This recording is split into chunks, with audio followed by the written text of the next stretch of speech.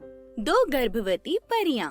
Hello दोस्तों, आज जो मैं आपको कहानी सुनाने जा रही हूँ वो कहानी है दो गर्भवती परियों की। तो चलिए दोस्तों, देखते हैं आज की ये कहानी। परीलोक में अनीता नाम की एक परी रहती थी। अनीता की एक बेटी थी जिसका नाम रश्मि और दो बेटे जिनका नाम सूरज और करण था। उसके दोनों बेटे बहुत ही आज्ञाकारी और समझदार थे। वहीं उसकी बेटी रश्मि बहुत ही जिद्दी और मतलबी लड़की थी। इसी तरह एक दिन रानी परी अपने दोनों बेटों की शादी सुमन और वंदना के साथ करा देती हैं। दोनों परियां बहुत ही खूबसूरत और समझदार थीं। सुनो बेटा, अब तुम दोनों मेरे घर की बेटियां हो। मैं तुम दोनों और अपनी बेटी रश्मि में कोई भी फर्क नहीं समझती, इसीलिए आज से तुम दोनों इसे अपना ही घर समझना। अगर किसी भी चीज की जरूरत हो तो तुम सीधा मुझे बता देना। रश्मि ये सारी बातें सुन लेती है।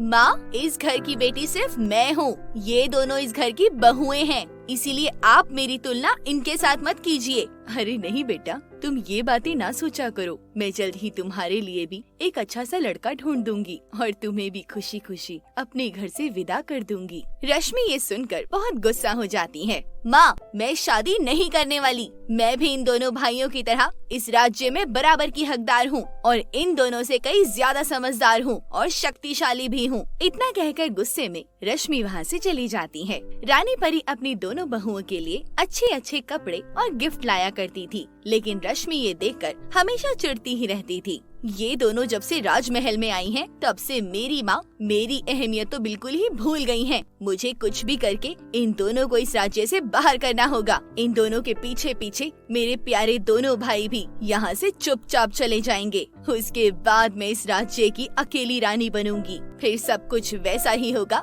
जैसा मैं चाहती हूँ। अगले दिन रश्मि देखती है कि दोनों बहनें आपस में कुछ बात कर रही थी और जोर जोर से हंस रही थी।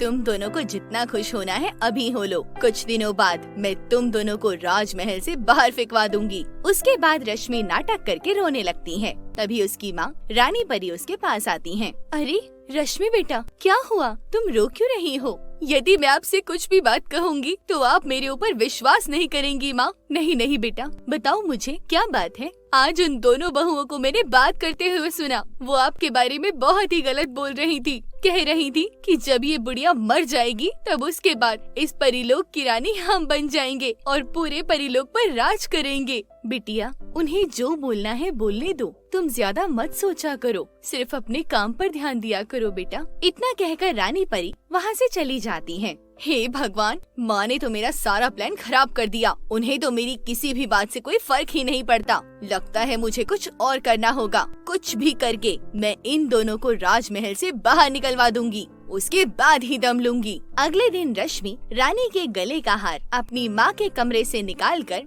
उन दोनों बहनों के कमरे में छुपा देती है। अरे मेरा हार कहाँ गया? कहीं मिल क्यों नहीं रहा? मुझे नहीं पता माँ, मैंने तो आपका हार देखा भी नहीं है। अरे एक मिनट माँ, मैंने उन दोनों भाभियों को आपका हार ले जाते हुए देखा था। नहीं माँ, हमारे पास कोई हार नहीं है। तुम यहीं रुको, मैं अभी देख कर लाती हूँ। रश्मि उन दोनों बहनों के कमरे में जाती है और अंदर जाकर हार उठाकर बाहर ले आती है। ये देखो माँ, ये दोनों कितनी बड़ी चोर हैं, अपने ही घर में चोरी करती हैं। अरे तुम दोनों को शर्म आनी चाहिए। माँ, इन दोनों को धक्के मारकर घर से बाहर कर दो। हमें माफ कर दीजिए माँ, हमें सच में इसके बारे में कुछ नहीं पता। कोई बात नहीं बेटा, तुम परेशान ना हो, शायद मैंने ही तुम्हारे कमरे में रख दिया होगा। उसके बाद रानी परी वहाँ से चली जाती है।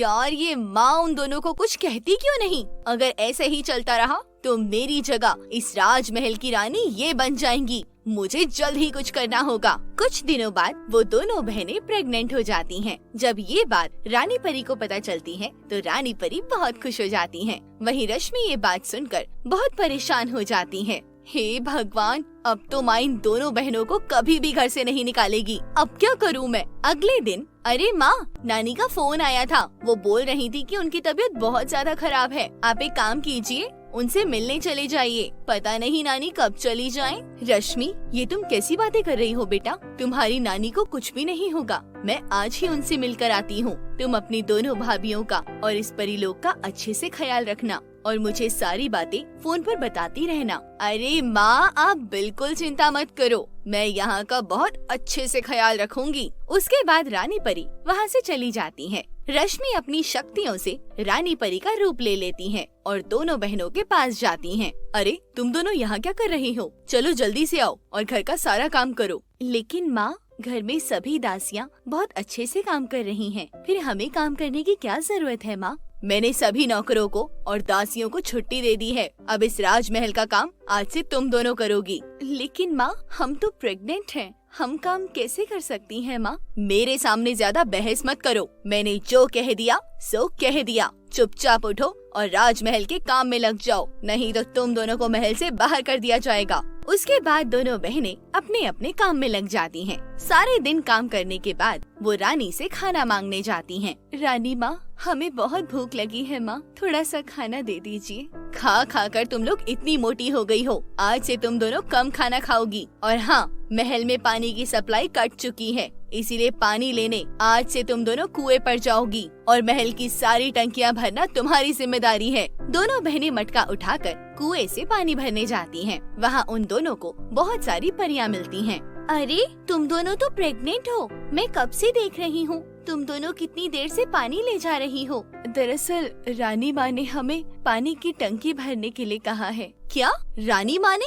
रानी माँ इतनी जालिम कैसे हो सकती हैं? देखो जरा, ये दोनों गर्भवती हैं, उसके बावजूद भी वो इनसे इतना ज्यादा काम करा रही हैं। तभी वहाँ पर रश्मि बनी रानी परी आ जाती हैं। खबरदार, अगर इन दोनों बहनों की किसी ने मदद की तो मैं एक एक को पकड़कर सूली पर चढ़ा दूंगी। वहीं दूसरी तरफ रानी परी अपनी माँ से मिलने उसकी गुफा में जाती है। तभी पीछे से रश्मि गुफा का दरवाजा बंद कर देती है। मेरी प्यारी माँ, जब तक मैं नहीं चाहूंगी तब तक आप इस गुफा से बाहर नहीं निकल सकती। हाँ, इतना कहकर रश्मि वहाँ से चली जाती है। अब रश्मि दोनों बहनों पर बहुत अत्याचार करने लगी थी। एक दिन दोनों बहनें पहाड़ की चोटी पर बैठी थी। तभी रश्मि उन दोनों को पीछे से धक्का दे देती है। बचाओ, बचाओ हमें, हमारी रक्षा करो। रश्मि ये सब देखकर बहुत खुश हो जाती है। तभी वहाँ पर रानी परी आ जाती हैं और दोनों बहनों को बचा लेती हैं। वो अपने जादू से दोनों बहुओं को पहाड़ी के ऊपर ले आती हैं। माँ, आप यहाँ कैसे आई माँ? आप तो नानी के पास थी ना माँ? रानी माँ रश्मि को एक जोरदार थप्पड़ मारती हैं। नालायक, तू इतना गिर जाएगी, मैंने ये कभी नहीं सोचा था। इन दो मासूम गर्भवती परियों को तूने मारने की कोशिश की है, अब तुझे इसकी सजा जरूर मिलेगी। रानी परी रश्मि की सारी शक्तियाँ छीन लेती हैं और उम्र भर के लिए उसे कारावास में डाल देती हैं। उसके बाद वो सभी परियों को सारी बातें बताती हैं। सभी परियां ये सुनकर बहुत खुश हो जाती हैं और बहुत ही खुशी से राजमहल में रहने लग जाती हैं। तो दोस्तों, इस कहानी से आपको क्या सीख मिली, हमें कमेंट सेक्शन में लिखकर जरूर बताएं। और अगर वीडियो पसंद आई है तो इसे लाइक जरूर करें। अपने दोस्तों के साथ इसे शेयर करके हमारे चैनल को सब्सक्राइब जरूर करें। तो चलिए, मिलती हूँ आपसे एक नई वीडियो के साथ। तब तक के लिए अपना ख्याल रखिए। धन्यवाद।